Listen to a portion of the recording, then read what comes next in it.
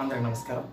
అసమ్మిత హస్తాల లక్షణ వినియోగాలు ఒక్కొక్కటిగా ఒక్కొక్క హస్తానికి సంబంధించిన విషయాలు తెలుసుకుందాము.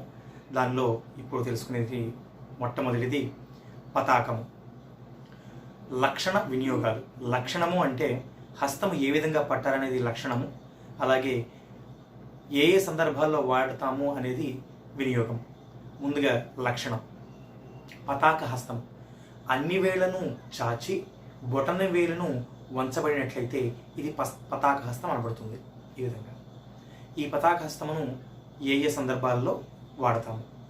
మొట్టమొదటిగా నాట్యారంభము, అనగా మనం మొదలెట్టేటప్పుడే తక్క దిన్నత్వం తక్క దిన్నత్వం తక్క దిన్నత్వం ఈ రకంగా మొదలెడతాం కదా, ఇక్కడ వాడేటువంటి హస్తము పతాక. తదుపరి మేఘము. మేఘము ఈ విధంగా ఉంది చెప్పడానికి చేస్తాం. నీల మేఘ శరీర ఇలా. తర్వాత వనము. వనము ఏ విధంగా అంటే ఎగ్జాంపుల్స్తో మనం మాట్లాడుకుంటే ఈజీగా ఉంటుంది.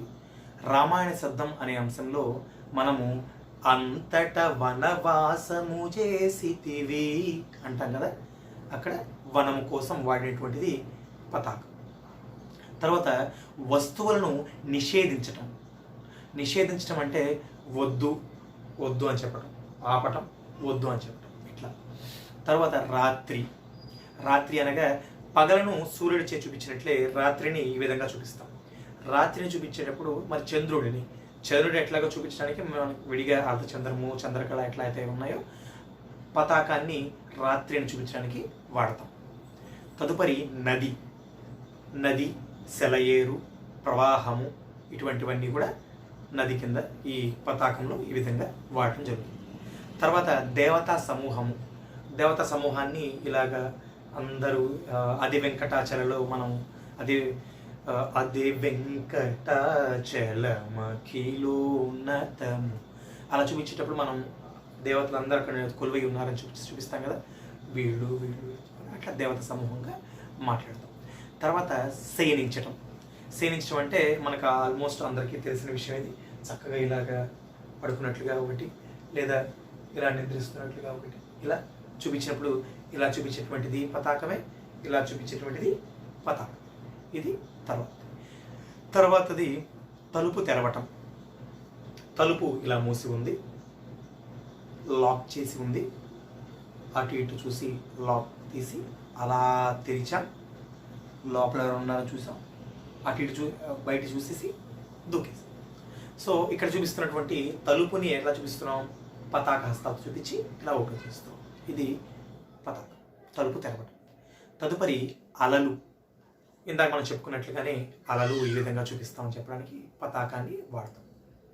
తర్వాత శబదం. శబదం అంటే ఒట్టు వేయటం అటువంటివి వాడతాం. ఒట్టేసి చెప్తున్నాను, లేదంటే శబదం చేస్తున్నాను, ఇలాగ పతాకం వాడతాం.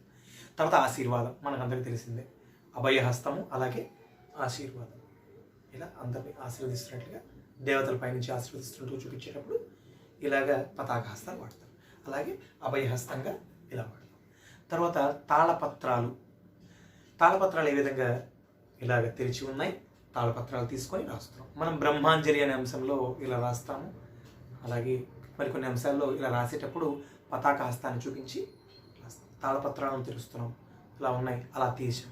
తాళపత్రాలను రౌండ్ ఉన్నాయి, విప్పి అలా తీసి చూస్తే తాళపత్రాలు చదువుతున్నాం, అలా చదువుతున్నాం. తర్వాత డాలు.